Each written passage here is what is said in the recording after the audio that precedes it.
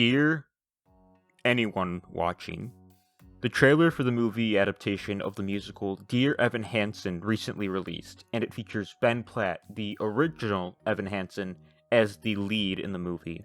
And a lot of people are reacting to the fact that he is clearly a 27-year-old playing a 17-year-old.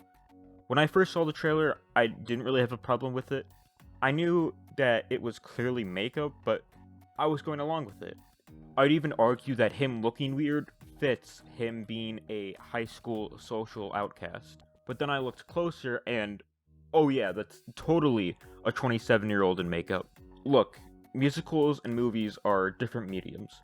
When you're in an audience, far away from a stage, you aren't going to have a problem if the actors on stage playing teenagers aren't actually teenagers.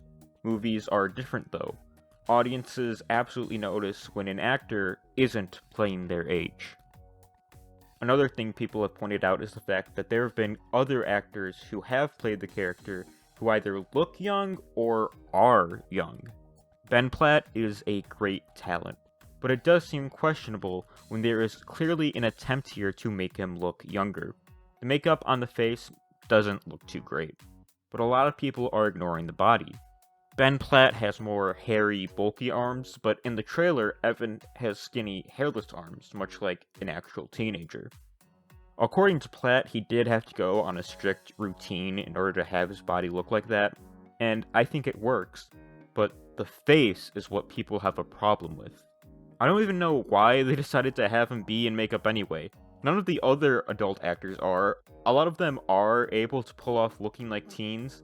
These are believable, but this guy clearly is not a teenager. They could have just played it straight and had Platt not be in makeup, and I think audiences would have been fine with that. But it's the fact that they're clearly trying to make him look a decade younger and just barely failing that makes it stick out like a sore thumb. Can we fix this? Can we push this the extra mile to make it look more believable? I think we can. See, there's this program called EbSynth. EbSynth uses artificial intelligence to do style transfers from pictures to videos. So you can make a video look more stylized just based on one single image. It's really cool. There's a lot of cool animations and VFX videos online that use it. The idea here is to take shots from the Dear Evan Hansen trailer, take one frame, make Evan look younger by selecting the teen option in Face app, and then using that frame to drive the changes in the shot using EbSynth. Does it work? I don't know. The first one I did was the cafeteria shot. It's not really complicated, he's not moving much, and he's not speaking. So it was pretty easy for EbSynth to transfer the keyframe to the video. EbSynth is actually moving the entire image though, so artifacting in areas outside of the face can exist. But that can be fixed with some rotoscoping and compositing.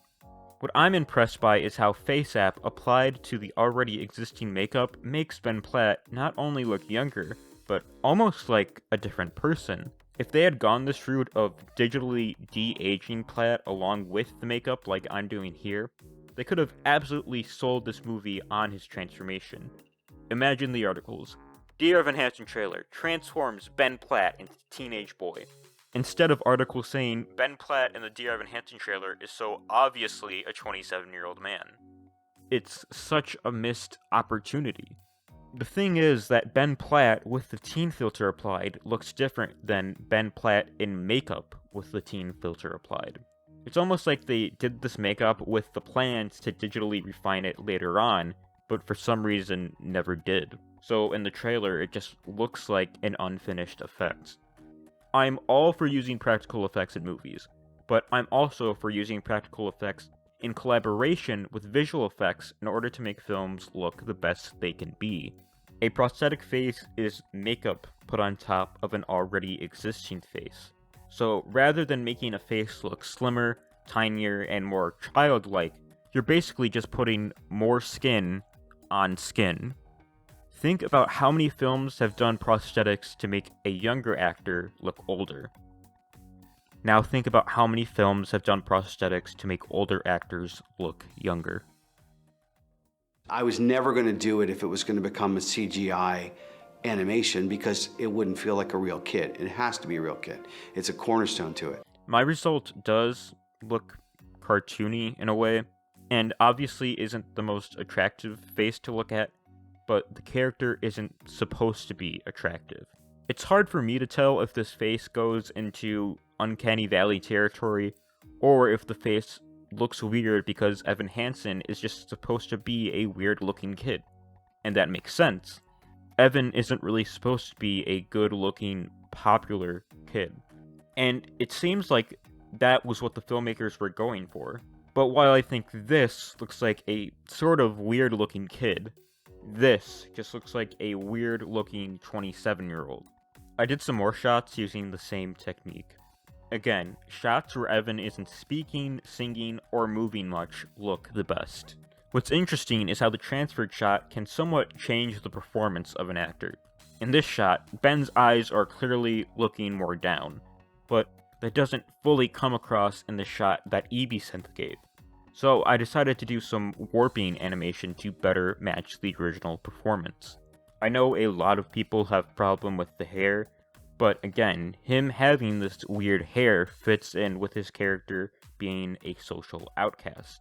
I don't really have a problem with how his hair looks, but as I was doing this shot, I realized that FaceApp has a feature to change hair.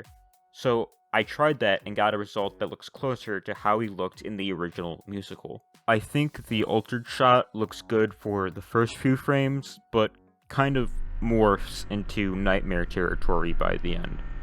I think if I used more than one keyframe, it would have looked better, but I was intentionally limiting myself to see how these shots would look by only using one image. That did change though. I wanted to try doing this shot with Evan and Jared, as that shot gives a good reference as to what the other believable teen-looking actors actually look like compared to Evan. Due to Evan's head moving in the shot, multiple keyframes were required, and the first result I got turned out like this. Yeah, this one really went into nightmare territory. Ew. I decided to tweak some of the settings in EbSynth. As you can see, it shows that the higher detail option you choose, the longer the processing is going to take. I had it on medium for a lot of these shots, and it went pretty fast. So I put it on high, and it went real slow. Okay, in all honesty, it didn't take too long. I was just surprised by how slow it was compared to the other setting. This one ended up looking better, but there's some flickering on the face. I tried to fade between them to make it look less noticeable. Overall, I think this was a cool experiment. Now, do I think they're going to do this for the final movie? Well, if they do decide to digitally de-age Platt, they would probably do it using traditional CGI techniques like we've seen in recent movies. This AI stuff, it's relatively new and hasn't exactly been integrated in the industry yet. Still, it's cool that this stuff can be done with an iPhone app and free software that anyone can download.